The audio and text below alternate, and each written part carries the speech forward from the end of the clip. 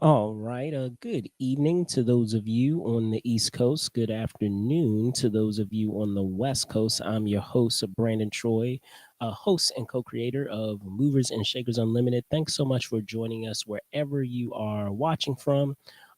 As you will know, every Saturday we try to do This Week in Review to give you the rundown, the goings on in the entertainment industry every single week. And of course, as always, I am not alone to talk about the goings on in entertainment. I'd like to welcome co-host Spillman. Let me bring him on now. Spillman, what's going on, man? Happy Saturday. What's up, ladies and gentlemen? What's up, ladies and gentlemen? I just want to remind you guys that we are now in the seventh seed in the playoffs. We've made it all the way up to the seventh seed. Here we Even go. though some other people on this Here we podcast go. talk bad, Here we they go. said we weren't going to do anything good and people was going to be Give it a couple faking of on the weeks. injury and stuff. Give it a couple of weeks. I remember hearing that a couple of weeks ago, ladies and gentlemen. Give it a You couple of remember weeks. that. I'm just happy that everybody's here to hear this. So that's great. I'm doing well. I hope you all are doing well on this beautiful Easter weekend. If Absolutely. you Absolutely. are of other Happy early Easter persuasions, for those of you out there if you celebrate it. happy belated Passover. I hope you read all of your readings and stuff, and continue blessed Ramadan to those of you who are fasting, my friends. But we're gonna get to these topics today, so let's get to it, Brandon. Let's get to it. Let's get to it. And this is a very trailer. I'm just going to warn you guys ahead of time. It's going to be a very trailer heavy episode. We're not going to be, around here too much, too long today because, of course, with everything, going on tomorrow. So I'm going to try to keep it as short as possible. But who knows? It may go kind of long based on the folks that are here on this stream. It may get a little heated. We'll see in terms of our thoughts on these some of these projects. But be that as it may, the first topic that I want to get into is none other than Blue Beetle. Over the course of this week, we did have the trailer for Blue Beetle hit the internet, and I'll be honest with you, Spills. It wasn't something that I was like really pining for and really like super excited about. But from what I saw, looks all right. I'm not gonna lie. I don't know how you feel about it. You had a chance to see the trailer. What were your thoughts on it? I like the trailer. I like I was talking to my group chat with a couple of friends, and my friend Okay. said the group chat of text to text. He said he loves superhero movies where it's like you're a superhero now. So that's kind of like how this is. Like it's not really you were striving for some kind of mystic powers, or you fought to you are the only representative of your country. You just a dude to open the box. You open the box, and next thing you know, hit the superhero lottery. You're a superhero. So Blue Beetle. This is a character that has gone through a couple iterations in the comic books. I see that they're sticking with their current one, the current Blue Beetle with his like Central American, Mexican American leaning to it, which I like, because let's be honest, DC could use some diversity in some of their hires. They need some diversity hires over there in the DC universe. So I like that they're doing this. The CGI looks good from what we're seeing on the trailer. It seems to be a more fun movie, which I think these movies should be. Again, you can't make them too dark because how dark can you be where this person is dressed up like a costume character? Because the only way that can get dark is if it gets really dark. We don't want it to get really dark. We want the children to see these movies. So good job, DC. I don't know how you feel about this, but I think they did a good job on this one. I'm excited for it. Hopefully, it'll redeem some of the things that they've done wrong with this DC universe so far. Green Lantern, but I'll let that slide. But you know, Well, okay, so here's my thing. Everything as I said, it wasn't something that I was particularly like, just pining for and looking forward to. But hmm granted, with that expectation, maybe because my expectation wasn't that high, it was very easy to be surprised by it. And there are components of it that are very familiar. I feel like it seems like based off the trailer, and I have no way of going off of this. Is just my speculation. Is that it seems like he's gonna kind of act like, or at least tonally, it's gonna kind of be like what we have with Spider-Man in the Marvel universe, where Mm-hmm. we have a younger character who is very optimistic about their outlook on life, and that component will play well off of some of our other characters who are older, some of those heroes that are older, and as you said, more serious. So it'll be interesting to see how that's going to fit as we continue on in this universe, because I'll take a look at it.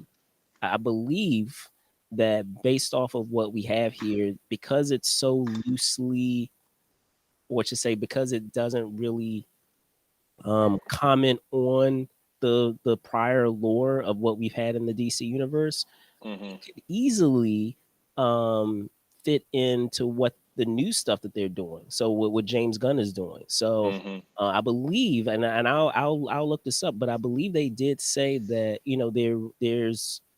there is that possibility that it can be weaved into what James Gunn is doing, because there isn't that added baggage that the film will blatantly, comment on of prior films and prior characters. I mean, it seems like in the film, they do reference other characters, but um, based off of what we have, going on, with this film, and uh seeming like it will, based off of what we've seen, and again, I have no way of proving this, but we'll see. Once this is their first trailer, perhaps we'll get even more insight when the next trailer comes out.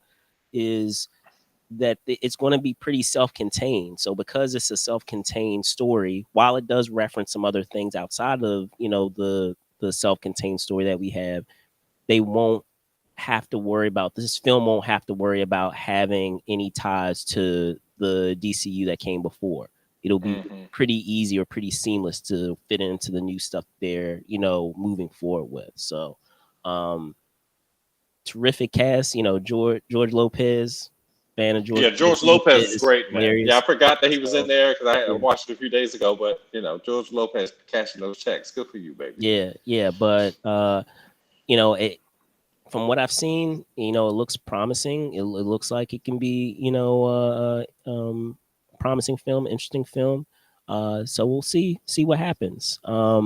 As I said, wasn't anticipating it, but was wonderfully surprised. So, do you have any other final thoughts before we hop into the next story? It better be good because they're running out of chances over there at the Warner Brothers. They've To be fair, our other house too is starting to no, they're get not into running out that of chances at category. Marvel. I They don't a know. Marvel I don't know miss for a still is long time. $500 million. You And can't miss and when you look, make five look, hundred don't get million me wrong. dollars. Don't get me wrong. I love my Marvel films, but I'm gonna call it out when it ain't at the at the capacity, or should say at the quality that I know it can be, and that I know that it's capable of being. And for a long time, they were batting 1,000. They were batting 1,000. They were knocking it out of the park, and I mean, I know there's a lot of things going on behind the scenes, allegedly with a lot of the stuff, with stuff with the studio and all those things, which we touched on in prior shows. Oh yeah. So hopefully, as I said, it's not at the at the severity of DC yet, but that trajectory is not incline going up in the capacity that we're accustomed to. It's It not going seems up like it's like this, going, but it's still going yeah, like this, bro. It's nah, still going it's like tilted this, a little bro. bit. They So, making they but making big money over there, but man. but still, be that as it may, there is an opportunity with some of the projects that we have coming up for it to get back at that hitting 1,000 capacity. So, Yeah, we'll see. but I just like, I'm the type of fan where I enjoy a lot of your stuff, but if it's not like at the quality that I know that you're capable of doing it at, I'm gonna discuss it. So That's real. That's real. uh all right, so moving on to our next story. Over the course of this week, there was news that the prequel series to It, known as Welcome to Derry, has added a couple of actors to their series.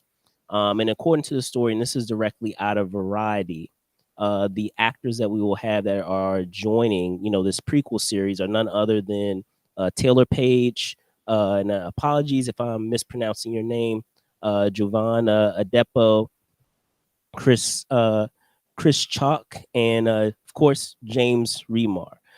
So all of them are four actors who will be joining this series. As I said, it's called Welcome to Derry.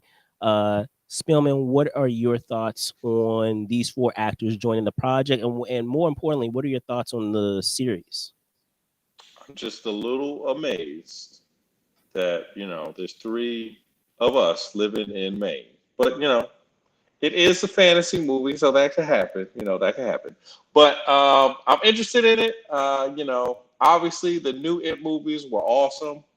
My little cousin, I made her watch the first It movie when it came out. She was like, "This is kind of tame. They're not really eating these people up." And I was like, "You've been warped by special effects that show that people get eaten up." But I'm just really excited about this project.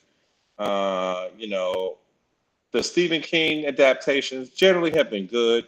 Stephen King has got a long hit tracks of lots of good things. So, I'm just really interested in what they're going to do. So, most of the actors that I've seen on this, they seem like good actors. I've liked their work before. Like, let's see here.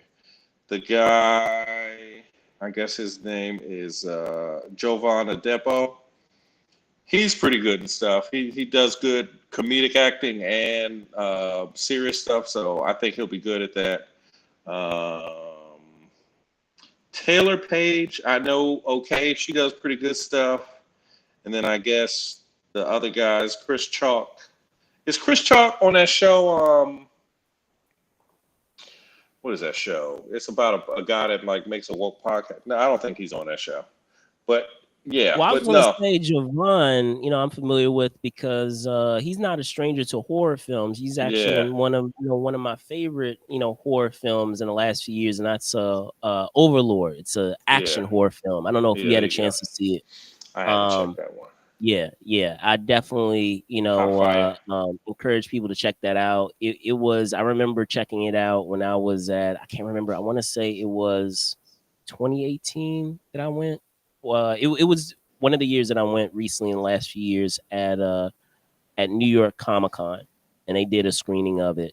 But it's basically like a period piece. Well, I don't know if you had a chance to see the trailer or if you know what I'm talking about, but it's basically like a period piece that deals with one of the, I want to say one of the world wars, but it incorporates like other crazy sci-fi stuff with like, I guess you can say zombies or ghouls or what have you, but definitely highly recommend that film. It has a pre what is it, U.S. agent Wyatt. Wyatt. I'm brain farting on his name because his dad is also an actor. Wyatt Russell. Oh It yeah, there has you go. a pre U.S. agent Wyatt Russell. As a matter of fact, I would suspect that that role actually helped him likely to get the role that we have in Falcon and Winter Soldier, because he plays a soldier, but he plays a very capable soldier. So yeah, definitely highly recommend that film. Of course, James Remar. James Remar is James Remar, Yeah. iconic actor. He's been in pretty much everything. In a given decade, he has popped up. In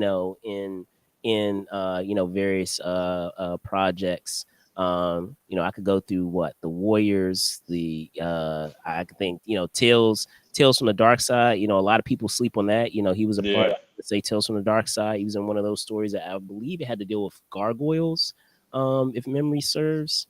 But yeah, like the only unfortunate thing about this, and I don't know if you have been keeping track of it, is recently actor Bill Skarsgård, who of course many people know plays the clown there, plays Pennywise in Hmm. the It films.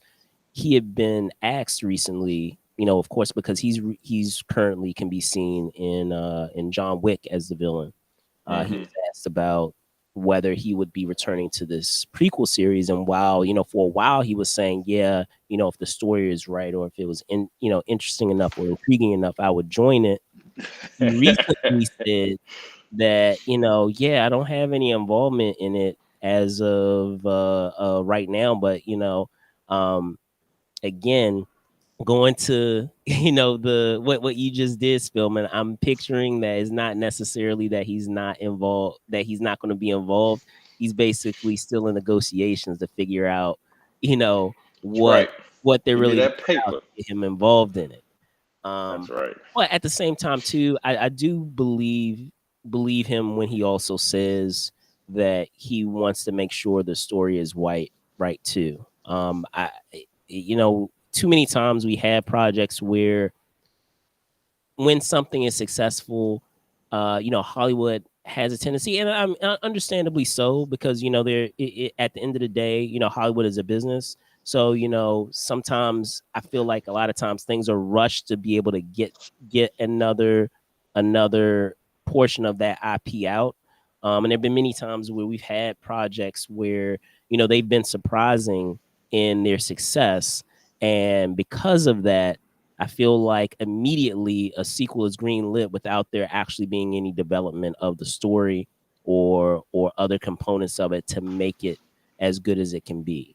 And there's some examples of that. I mean, I love the whole 9 yards, and the whole 10 yards is nowhere at the level of the whole 9 yards. I don't know if you've seen the comedy, the whole 9 yards. I love that Mm-hmm. film. It was surprising because I wasn't anticipating it to be, as funny as it was. And I feel like because of that, it snuck up on a lot of people and it did very well.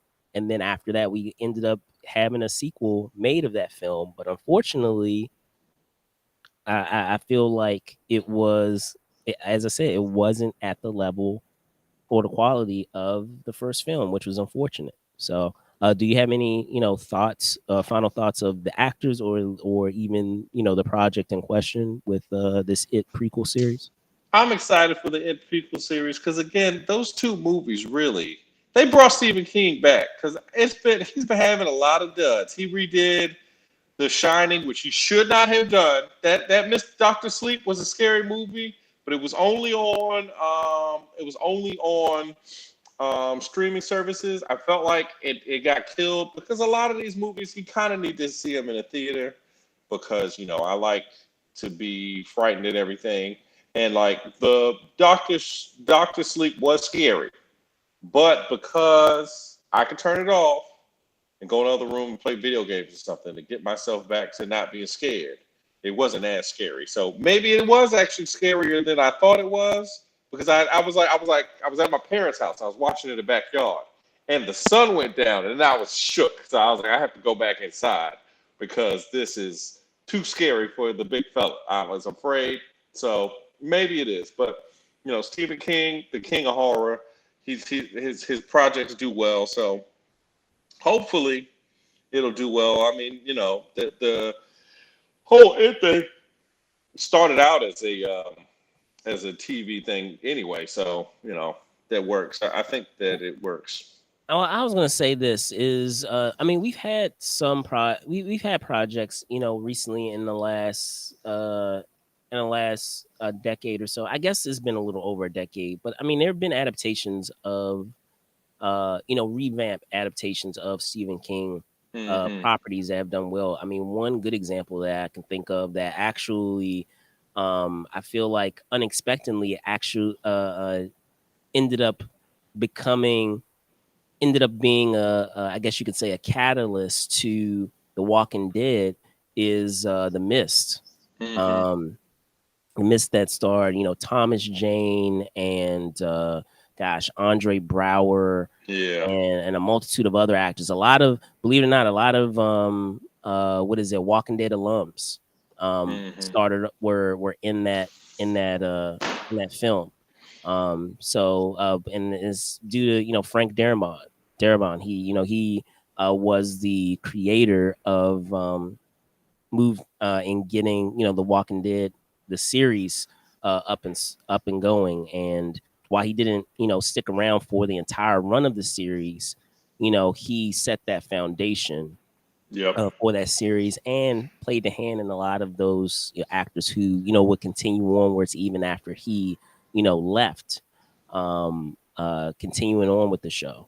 So I feel like in a very unexpected way, The Walking Dead, the series has a lot to thank to Stephen King, because in a kind of unexpected way, because of what we've had happen with the most recent theatrical adaptation of The Yeah, Mist.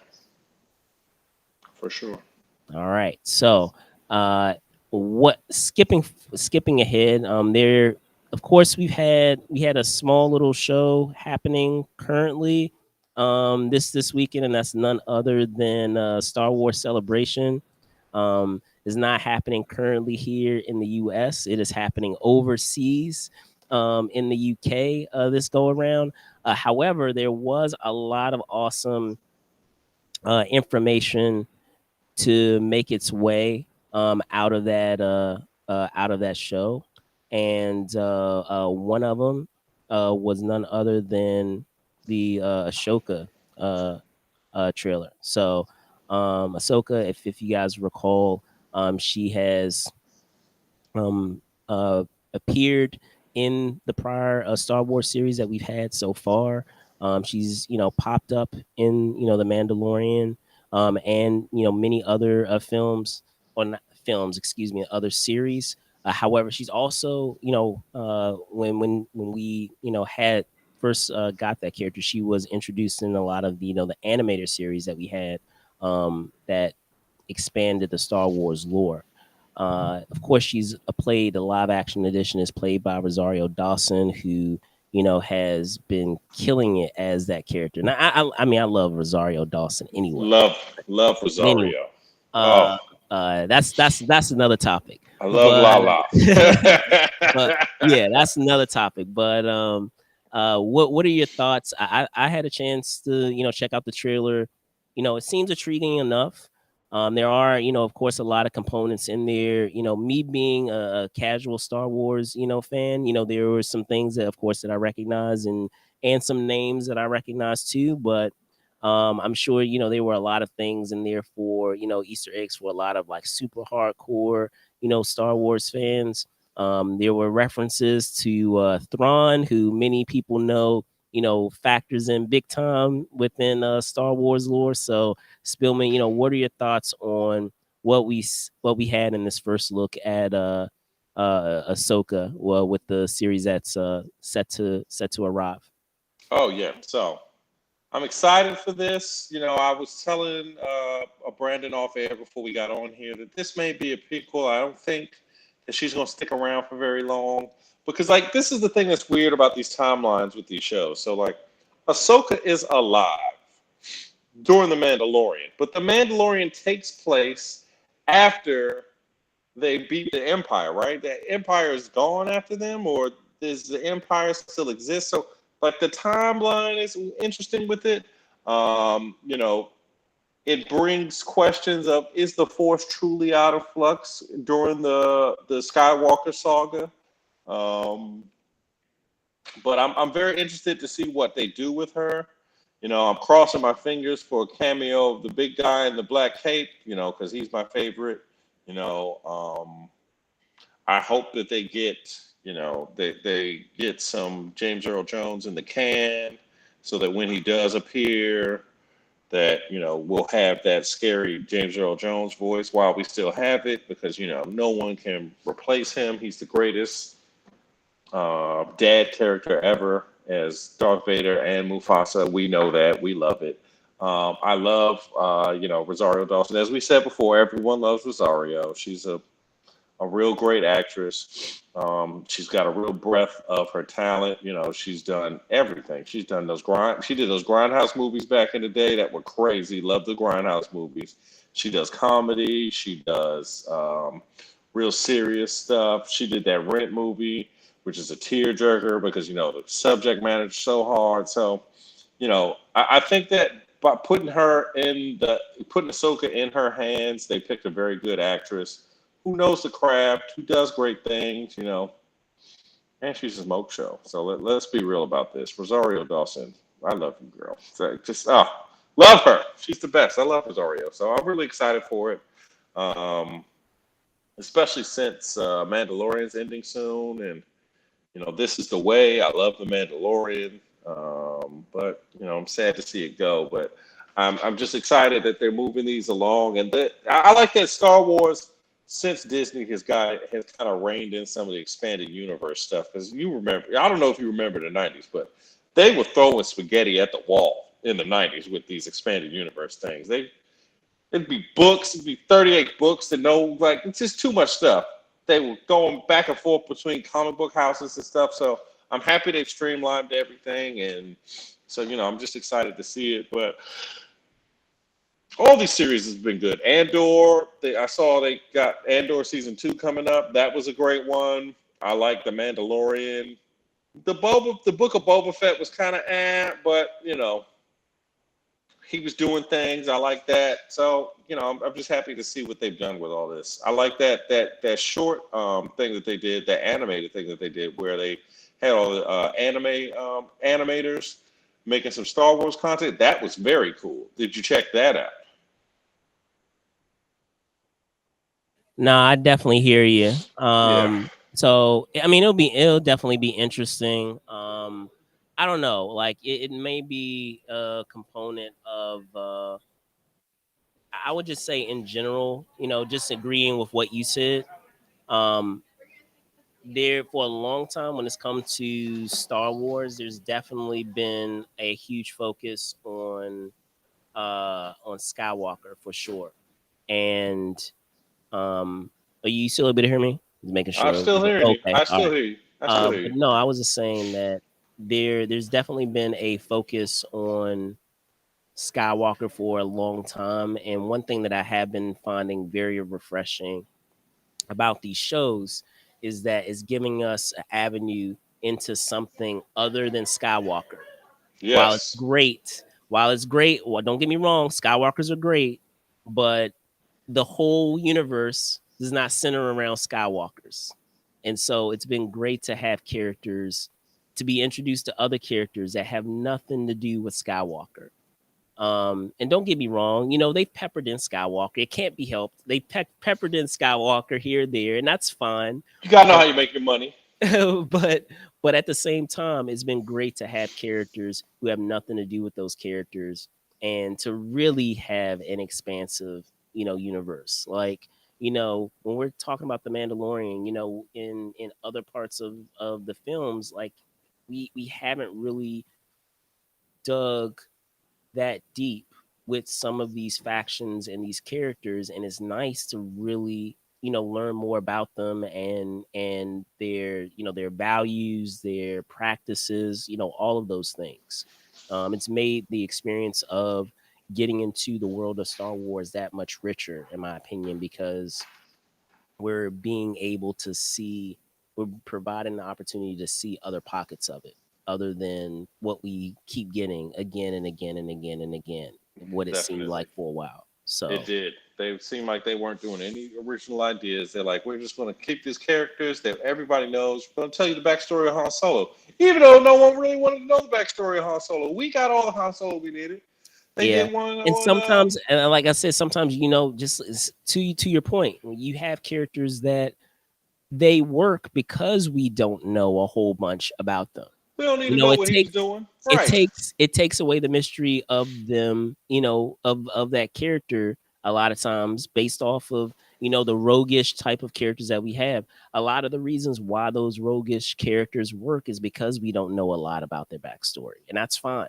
Like, we don't need to like, to a degree, I feel like it was for better or for worse. I mean, I guess you could argue one way or another, but one could argue that we never needed to know the origins of Wolverine. Like, we We really didn't. honestly didn't. Like, No. don't get me wrong, they found an interesting way to, explain all of it, and that's fine. But in many ways, the reason why he worked so well is because, like, the mystery was what made him interesting. So, We don't uh, need to know Sabretooth might be his dad. That makes it really weird. and then on top of that too, I mean, we have the same thing. The same can be said of our monsters, right? You know, we've had a lot of monsters where they've done origin stories of our monsters, and there was no need to do an origin story of some of these monsters. We didn't need, an origin story of Michael Myers. We didn't need an origin story like we didn't need an in-depth origin story of Michael Myers. We didn't need to have, I feel, an in-depth origin of the alien. I feel like No, because of that, because we've been getting all of these in-depth origins, and I mean, I understand the fascination of figuring out how it all started, but the reason why these monsters work is because we're able to weave in our own imaginations how they came to be, versus, in a figurative way, versus it just being spelled out for us of how they came to be. for sure, for So sure. And this doesn't look like it's an origin story. It looks like it's a continuation, which is good it because isn't. That was just me going on a tangent and yeah. somehow talking about other pockets of the Star Wars But the universe. Star And Wars universe, they do that. But I mean, they've been doing that because they've taken a bit of the Marvel. Like a lot of things have been Marvel-fied. Everything's been Marvel-fied. It feels like. It feels like even the DC universe has been Marvel-fied. Like everything, even they try to do it with the monsters. Like you said, with the monsters, like they try to make a monster cinematic universe. Like when they made oh, that I the remember. Wolfman. I Like, what are remember. y'all doing? I remember. And What are y'all look, doing? look, I didn't have a problem with that. But here's the issue. A lot of times when we had a lot of these, shared universes or these attempts at making a shared universe, there was such a focus on getting to the finish line and throwing all of these characters in, that a lot of times the Just look actual stupid. story that we're Yeah. focusing on kind of got lost in the mix. Like, I'm trying, if in thinking of like the second rebooted Spider-Man, and wow, we're really going on a tangent, but I'll make the final point here is in talking about like the second rebooted Spider-Man universe that we had with Andrew Garfield. I enjoyed Andrew Garfield as Spider-Man. I know you have your. I think you said you didn't care too much, with It's him being not that I don't Spider-Man, care too much. I but just think that the Andrew Garfield was good, but the standalone Spider-Man in his own universe and stuff, you can't really do that. Like you could kind of do it with Batman, but But that's Spider-Man I didn't is have a problem with that. See, that's the thing. So what I had a problem with is that it felt like every 2 minutes they were introducing new subplots. Like I remember in like the first Spider-Man film was fun, and or should say within that rebooted universe was fun. In the second one, we had like Hardy, Black Cat in there. We hmm had Harry Osborn in there. We had Oscorp had all of these different suits of different characters that they were trying to introduce in there. We had Rhino in there. Like it was too much. Like and I understood what they were trying to go for, but there is a pace in which you weave these components in. At the end of the day, your focus is focusing in on that story. And while it's super tempting to throw in all these Easter eggs, that's all well and good. It can't distract away from the overall story that you're trying to tell. And don't get me wrong, again, going back to superhero films in general, I Marvel was guilty of this in its early stages too. If we're talking about Iron Man 2, that like was a terrible movie, I mean, but they the had to put it out. Iron Man 2, like it's notorious for having all of these Easter eggs of talking about the Avengers. Oh, the Avengers initiative. Oh, are you going to join the Avengers, or talking about all of these events that are happening in other parts, referencing these other films of other characters that are a part of the Avengers. Like, so it, that's my main gripe when it's an issue of being so tempted of trying to do a universe that you're not focused on what you're doing. Because I remember even with the what is it, the Tom Cruise. Speaking of that monster universe, I'm assuming you're talking about that Universal Yeah, monster universe the they were trying to Universal do. monster. Yeah, with the Is Wolfman and all that. It's just yeah, where they had what is it? They had Tom Cruise as the Mummy, and so much of that focused on all of these other components that really had no need of being in the film at all. Like the I focus, didn't even know they made a mummy film for that universe. yeah, like it was a female mummy because it I was it was remember the the Benicio. Okay, yeah, yeah. yeah Now I kind of remember that one. from Yeah, yeah, yeah. Because what is it from the that girl that looks like she's Hispanic or Arab, right, she no, but looks I'm like, trying to I'm yeah. trying to I can't picture the think of other her film name. that she was in is because it was a spy movie. I'm brain farting on what it is, and it had Samuel L. Jackson in it. Um, the gosh, with Colin Firth. No, yeah, the Umbrella Bureau or whatever it was. No, it wasn't the Umbrella. I'll recall it in a moment. It's like But the but she Academy, was or she they were like was the they were all main wearing fancy she suits. was the main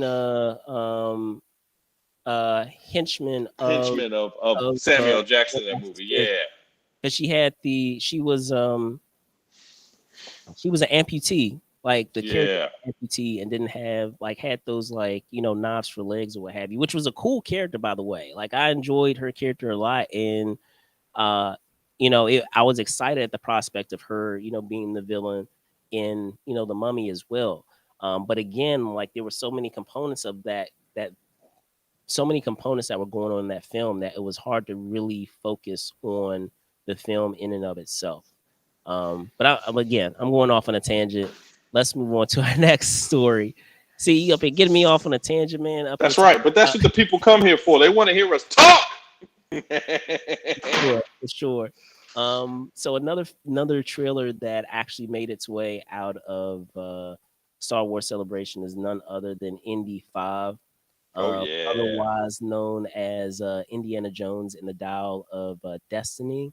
It is directed by James Mangold, who many people will recall also directed other other films such as The Wolverine, and many others.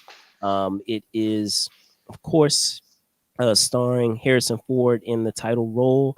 However, it also stars Phoebe Waller-Bridge, Antonio Banderas, John Ross Davis, Thomas, and I apologize, man, that I am butchering your name. Kretschman, Toby Jones, Boyd Holbrook, Oliver Richters, and of course, in the villain role, we have Mads Mikkelsen, who we were introduced to, in this trailer. So, Spillman, I'm a huge fan of Indiana Jones. Grew up on the archaeologist. What are your thoughts on this latest entry that we got a trailer? I'm really excited for this new Indiana Jones movie. I you don't have a little brother, I don't think that I know of. You Nah, may? I No, don't. I don't think so. I thought you was. I figured you was. I remember you being only child. But when I was little, Temple of Doom came out. There's a scene on Temple of Doom where they snatch Bruh, people's hearts out. bruh, So whenever I used to mess with my little brother, I used to pin him down, try to take his heart out of his chest. Then my mother would beat me because I was terrorizing my little brother, and I shouldn't be doing that kind of stuff. But the Indiana Jones movies, I hope they redeem themselves because the last movie they had, Indy survived a daggone atom bomb. Sure, they did have alien crystal heads, and maybe the alien crystal heads cured him of radiation poisoning. But that's not how radiation poisoning works, ladies and gentlemen. You seen Chernobyl? You start spitting up black stuff, and then you die. That's what happens. But obviously these are fantasy movies. They got all kinds of mystical powers. So, I'm just there on that. The trailer was very exciting, like Indiana Jones movies tend to be. So maybe they're getting back to it. They did that weird CGI thing that they've been doing where they make actors look younger than they are. So hopefully that'll work. But I'm not here for AI Indiana Jones. If you're gonna put old man Indy out there, let's put him out the whole movie. I don't want to do flashbacks where y'all are just playing with CGI so I can see it. I get that we're searching for somebody's dad's final treasure that he wanted to find, but we don't need to do that back in time stuff, ladies and gentlemen. I understand that the internet likes that, and that's how you make your budget so that the budget gets bigger always. Because these are a lot of movies with practical effects. But like I said last week, practical effects work, ladies and gentlemen. If Indiana Jones can't really punch nobody, this is why he's getting retired. This is the last movie. We need to show that he's an old man now. He can't be doing this stuff like he used to. So I would wish that Hollywood, I know it's easier just to put it in a machine and make it poop out a special effect for whatever you want it to do. Like special effects can do anything, but at a certain point, it just becomes glazed for the eyes. And we need to see the actors acting with each other. We need to see them interacting. It helps when they're in the actual place. I don't know how, but somehow it's easier to act when you're actually in the place where you're supposed to be than in a green room with a bunch of people standing around with sticks. Like I don't know how. Like maybe it's just real. That's just the thing. But the Indiana Jones movies are great. The score, I believe John Williams is still with us, so I'm happy that he's back and getting another bag for that. If he's not, God rest his soul. I think he's still with us because I downloaded a thing where he did another Yes, he orchestral thing. is. Yes, He is, okay, bro. good. I didn't put him in there. So yeah, God bless John Williams. He's a great thing. I play those for my son all the time. We love those. But Indiana Jones is a great franchise. They really need to redeem Shia LaBeouf Indy. I know that River Phoenix died that tragic way, so we couldn't have him in there. So we didn't have that chance to do the young Indy. But that's what they should do. Cast another actor if you're going to do a young movie, and if it doesn't work, then you shouldn't have been greedy. Stop being So greedy. I don't know. So here's my thing. As I said, I grew up on Indiana Jones, and the reason why I was so why it was such a big thing for me is I don't know if I've shared this with you, Spillman, but I've talked about it here on the show, and it's just what he what he did. He was an archaeologist, and I was actually a field, perhaps not specifically archaeology that I wanted to do, but in the same wheelhouse, similar wheelhouse, is I was seeking to be a paleontologist actually. So at one time when I was a youngster, because I was so into dinosaurs, I was really into that prospect of being a paleontologist. So you know him being an archaeologist and a cool archaeologist at that, was going on all these adventures and things. Was something that really spoke to me as a kid. And that's why it was something that really hit at the right time, and watching a lot of those films. And so, just as you said, there, while I'm excited about the prospect of having another Indiana Jones film, I'm also hesitant as well because of, as you said, what we had in the last installment. And for me, other people may feel differently, but in the last installment, like it didn't feel like Indiana Jones. And the reason Okay. being is that Indiana Jones has never really been, you know, sci-fi, like, to me. Like that, it played, that installment played more like, almost like, in a weird way, almost played like the X-Files, where, It like, did.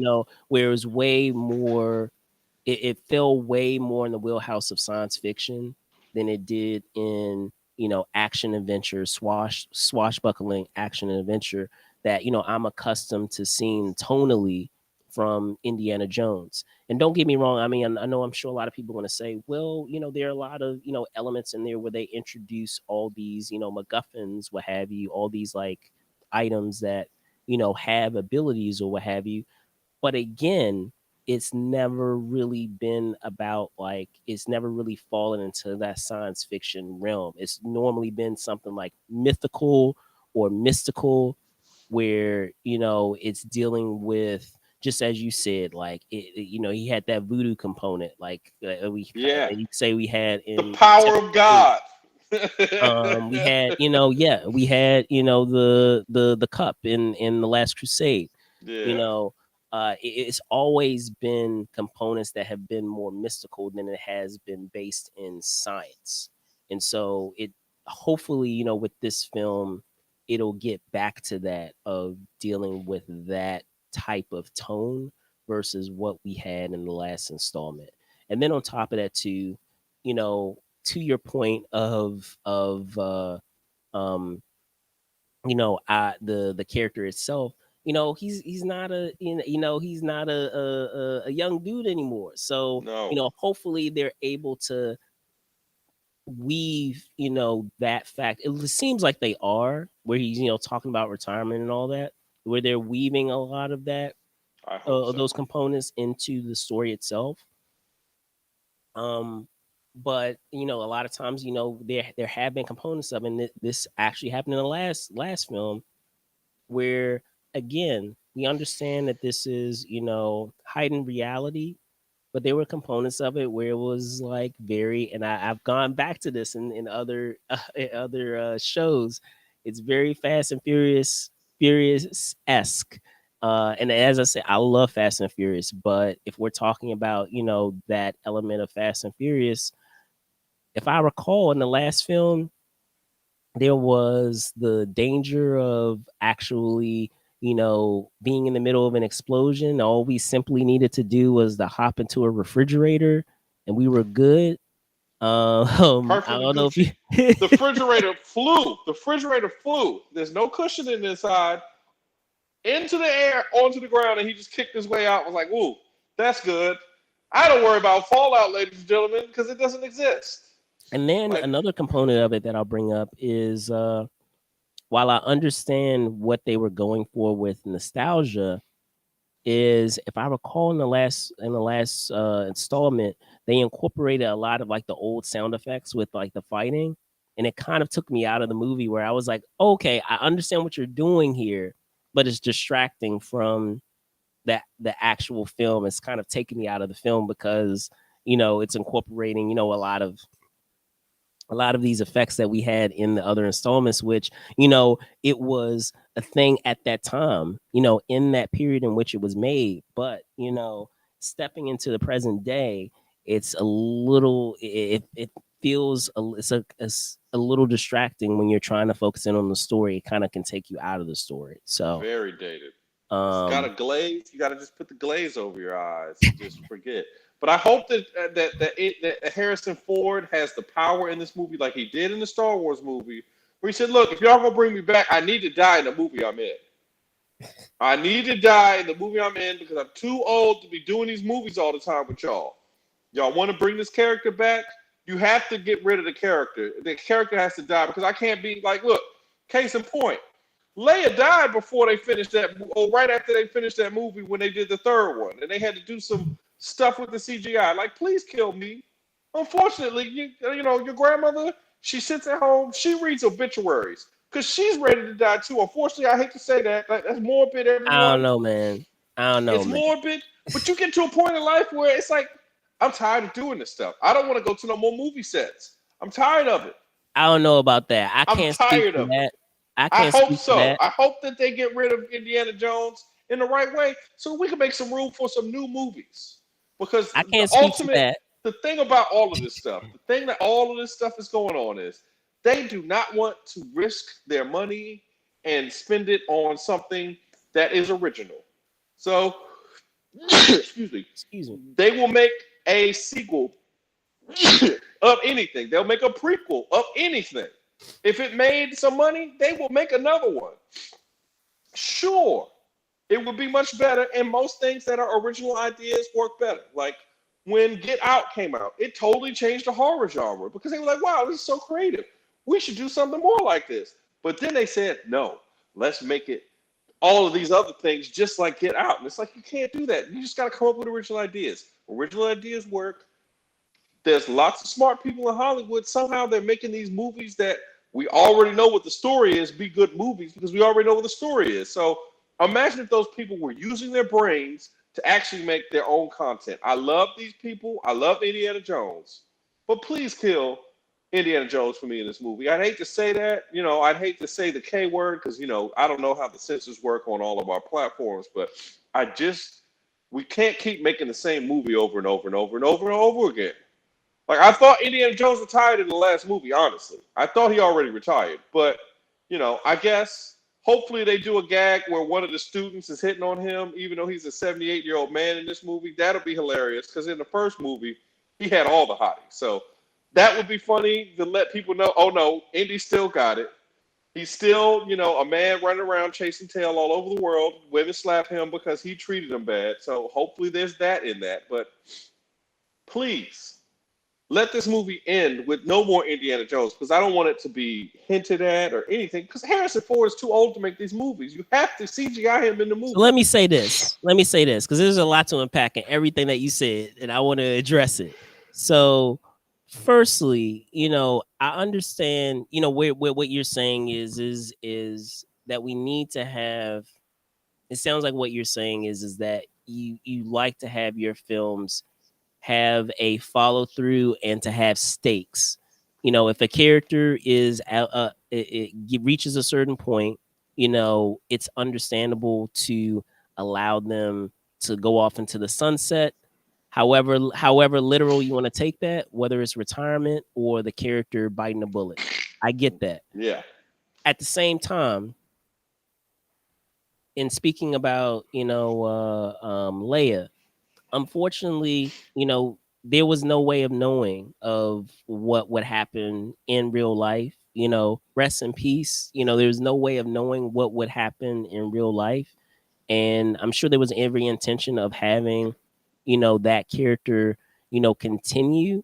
We have horrible, instances of that where, there every intention of a character continuing onwards, and because of what happens in real life, another case of that would be Chadwick Boseman. There were big plans of what was going to happen, with his character, and it's been addressed of how the story would have gone, had he still been with us, of him actually going up against what is it, the Submariner, going up Yeah. against gosh, what is the It character's was in the name? comic books. Namor. Namor, thank you. Of him going up against Namor, and how his son, would have factored into it. His son actually still would have been a part of that storyline, and it would have been about him, these two nations, how he approached his way of ruling, and how the Submariner approached his way, and it would have also factored in how the blip really affected his tenure as king, because for he was absent for what, 5 years before he returned back to his people, and that would have played a role into how the story would have gone, which would have been interesting. But lo and behold, we have no way of knowing. Horrible things happen all the time, This and is different than we that, have though. I you know agree with you. I agree with you. But this is different. Somebody dying in their early 40s is one thing. Harrison Ford or what's her name were in their late 60s, early 70s. I'm That's just natural saying. causes. Like But I'm saying, I just feel still, like at the end of the day, because if you want to make a the sequel character's 30 going to years continue after a onwards. movie is different than you want to make a sequel the next year. That's different. I understand we don't know what's going to happen year to year.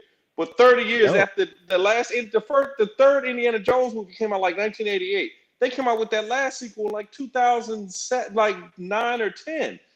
You waited 30 years to do this movie? Like, we've moved on. You had to pull in Shia LaBeouf, and it was like, it's just, I'm just tired well, of here's my Hollywood doing thing. this. Here's my argument with that. I've discussed this before. I think this. I don't know if you were with us when I was. I want to say this was a different show of me talking about how I feel like there is a certain threshold, so to speak, of when to do a sequel or to not carry on with a sequel, because we've Yeah. had instances where we've had franchises that have waited 25 years, 30 years to do a sequel, Coming to America too. Why did they do that movie? and again, what I argued in that is the idea that I feel like the threshold that you have to be okay I feel like to still can actually do a sequel would be about 10 to 15 years. I feel like beyond 15 years you're really stretching it, because beyond that 15-year mark, a lot of those folks that grew up watching perhaps that film, they're in a different point in their life. And so, those same folks that,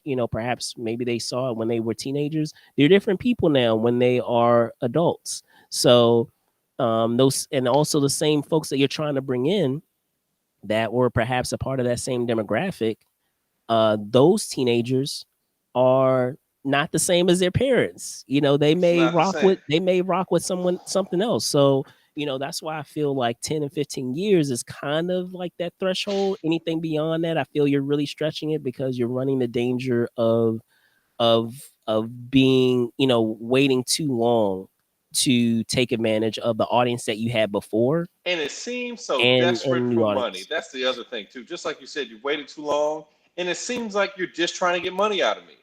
Yeah. And it's Yeah. like, why are you lying to me, Hollywood? I will give you my money.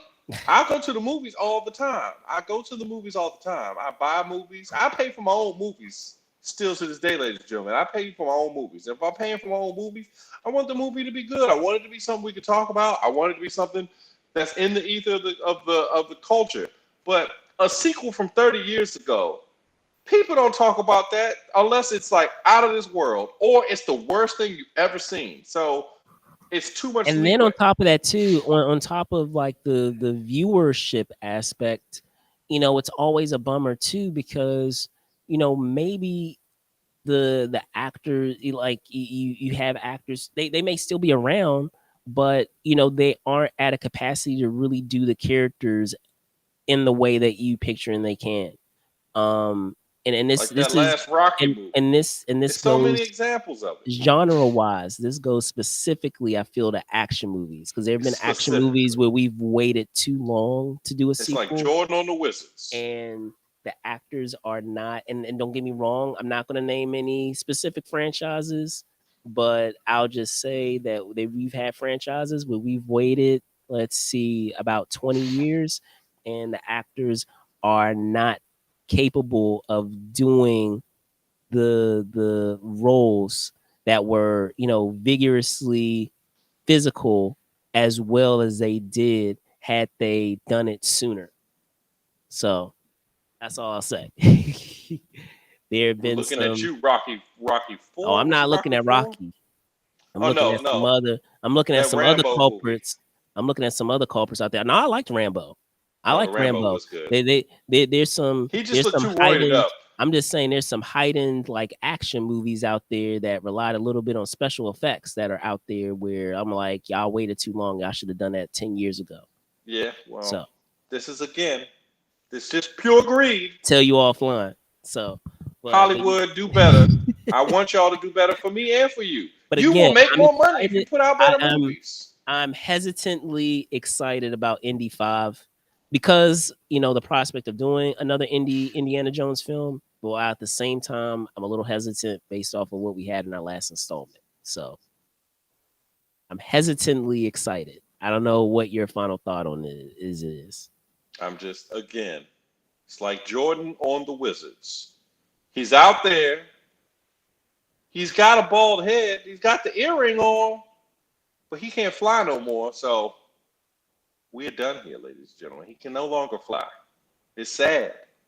Can't fly no more. So Well, let on Indy that fly. note, we'll see. Yeah, We'll see. We'll see. yeah. I like I said, I'm interested. It's just a little hesitant in my interests, but I will be there to check it out nonetheless. But be that as it may, Spillman, thanks so much for hopping on this edition of This Week in Review. Thanks, ladies and Before gentlemen. we sign off here, can you tell folks where they can find you? All right, ladies and gentlemen, check me out on Truly Spill on Instagram. I'm there. I'm a real treasure to see. You know, send me comments. Tell me your favorite movies, perhaps. We could start a movie thing. I love to see the fans and interact with you guys. Remember to give the pod 5 stars. And remember, we're still going to get Brandon to one of these cons to wear a cosplay. So Here we'll we go. find it. We're going to find him something that he's comfortable with because, we don't want him to be outside of his comfort zone. But this is the primo content, ladies and gentlemen, that I've come to this show to bring. You've wanted it. I've wanted it. We want to see Brandon in some cosplay. So remember that. All right, all right. So again, I want to thank Spillman for co-hosting with me for this week in review. Once again, I'm your host, Brandon Troy, also co-creator of Movers and Shakers Unlimited. You can find me at Brandon Troy ENT, which you see down below. Also at Brandon Troy _ENT on Instagram. Thank you guys so much for watching. Be safe out there, and of course, see you soon. Peace. Peace. Peace. Peace.